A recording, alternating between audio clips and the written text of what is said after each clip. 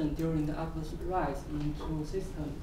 One is the neutral system Aql X1, and the other one is a black hole soft-X-ray transit JX339-4. This work has been done with my supervisor Wenda Zhang and my colleague Ming Zhang. So I'll first talk about the motivation of this work, then I'll show the results from the two sources and try to constrain models from the results. And last, I'll summarize the results. So the truncated disk model has become a very popular model that explains the energy spectrum of X-ray binaries. In this model, in low Hart state, the outer thin disk is truncated at a certain radius, and with the increase of the mass accretion rate, the radius, truncation radius moves in, and in the high soft state, it reaches the ISCO. But still, what mechanism that sets the truncation radius is not clear yet. The possible mechanism includes the evaporation model, and for neutron star, there is also magnetosphere model. So I'm going to show that we can use the low frequency QPO evolution information to constrain the truncation mechanisms. As Wenda just talked, we see in the outbursts of soft X-ray transits also the flares of the persistent X-ray binaries. The hard to soft state transition doesn't happen at a constant adding luminosity, but can span by more than 2 orders of magnitude, and it correlates with the peak luminosity of the outburst of the flare. And given that the duration of hard state are similar, then this picture tells us that the rate of change of the accretion rate can be a decisive factor that determines the state transition luminosity. So we are interested in measuring the rate of change of the timing property, to know the rate of change of possible accretion geometry, like the rate of change of the truncation radius in the truncated disk model. And we also want to investigate the Lanthering precession interpretation of the low frequency QPO. In this interpretation, the low frequency QPO is generated because there are misalignment between the black hole, the spin of the central object, and also the accretion flow. So we want to investigate this interpretation using timing information. So the neutron star soft X-ray transit Aql X1 is a transit with many outbursts, and we studied the evolution of the power spectra in 7 outbursts as indicated by the arrows. In this 7 outbursts, RXTE Ponting observation covers the hard state during the outburst rise. So here shows the evolution of the power spectrum with time during 2 of the outbursts during the rise phase, and we see all the frequencies of all the variability components increase with time until the source transitioned into the soft state. So in order to get the frequencies, we use the Martin-Lorenzen model to fit the power spectrum, and previous studies showed that the frequencies of various components are correlated. So we need these correlations to constrain the models. So, and we found that the frequencies of the break frequency and the low frequency QPO are correlated at, in the color points, and this correlation agrees with correlation in other black hole and interstellar sources. So this just shows that the low frequency QPO and the break frequency are the same with other sources. So we obtained the frequency of the low frequency QPO and found that it increased with time during the outburst rise, except for this very Aql outburst, 2001 outburst. In this outburst, the state transition occurred when the luminosity was actually declining. So the frequency increased slowly at the beginning of the outburst and very fast before state transition. For the 1999 outburst, the frequency can increase from around 4 Hz to 20 Hz in just 2 days, and the maximum frequency is around 30 Hz. We found that measured the rate of change of the frequency, and found that at the beginning of the outburst, the frequency increased by around 5% per day, and before state transition, the frequency can increase by nearly 100% per day.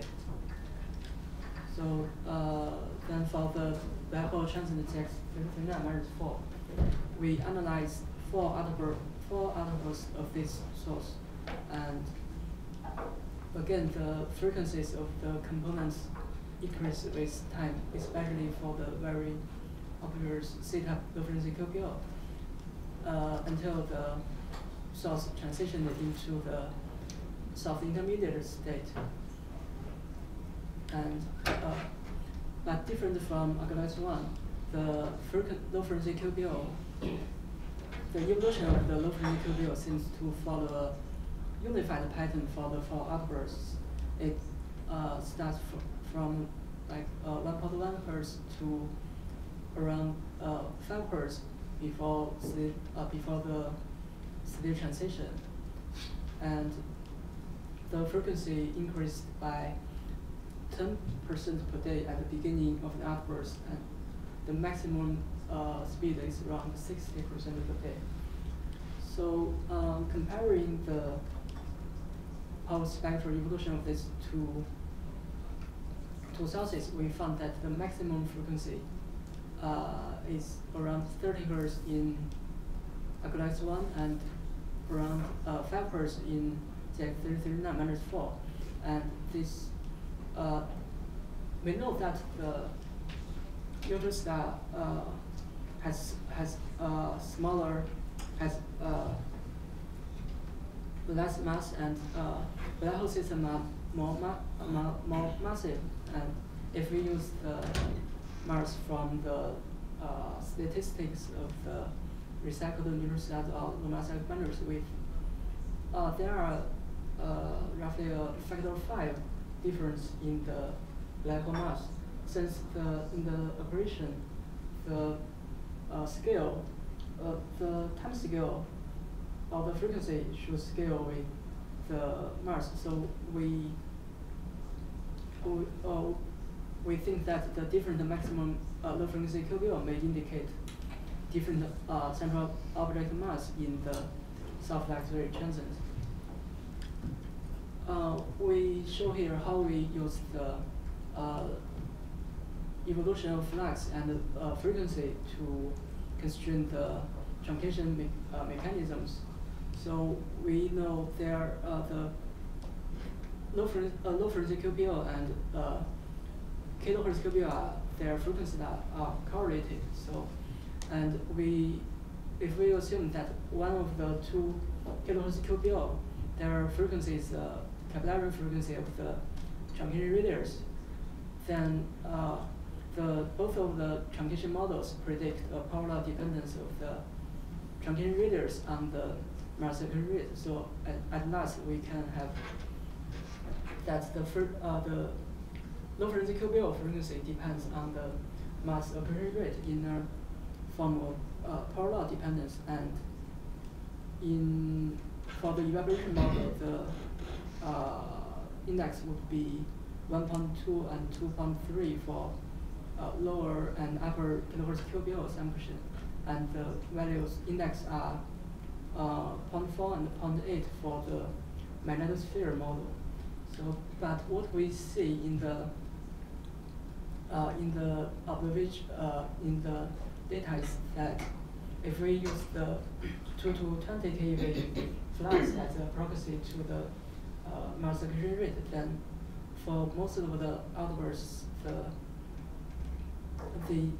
the relation between low frequency QPO and the flux doesn't follow a straight power law relation, but the frequency evolves more steeply in the before CD transition than at the beginning of the outburst. But there's only one outburst, the 2009 outburst. We can actually measure the index of the dependence using a broken power law model. We found that the index was 1.3 at the beginning, and before CD transition is around 3.6. So comparing with the model prediction, we found that the predicted indexes of magnetosphere is much smaller than what we observed. So this model is very much disfavored. But for the evaporation model, the situation is complex. If we believe that the lower kilohertz QPO is the capillary frequency of the truncation radius, then the index predicted by the model is consistent with the index in the early phase of the outburst, but much smaller than the index before CD transition. If we believe that upper kilohertz QPO is the capillary frequency of the truncation radius, then the index is inconsistent with both index we observed. So in a word, the magnetosphere is very much disfavored, and the evaporation model, there are still inconsistency between model prediction and the observed with the observation. So come to the length theory interpretation. So we see low frequency QPO in Aql X and other accretion powered millisecond pulses. So this system contains neutron star with very fast spin, with spin period of milliseconds, and we believe that the very fast spin is due to the recycling scenario, in which the most of the neutron star angular momentum comes from the accretion flow. So the neutron star spin should align with the accretion flow, but the length theory precession interpretation of the low frequency QPO need a misalignment between the central object spin and the accretion flow. So low frequency QPO in Aql X and other accretion powered millisecond pulsar disfavors the length theory precession interpretation, unless there's the misalignment of the magnetic field may play a role in generating the low frequency QPO. So to summarize my talk, we found that the maximum low frequency QPO frequency was 30 Hz in Aql X and 5 Hz in JS39-4, and this may show that the maximum low frequency QPO frequency can be an indication of the central object mass. And we measured the rate of change of the low frequency QPO and found that for Aql X, they can reach about 100% per day, and for GX39 managed flow, it can reach around 60% per day. And using the data to constrain the truncation mechanism, we found that magnetic field model disfavored while there are some inconsistency between evaluation model and the data.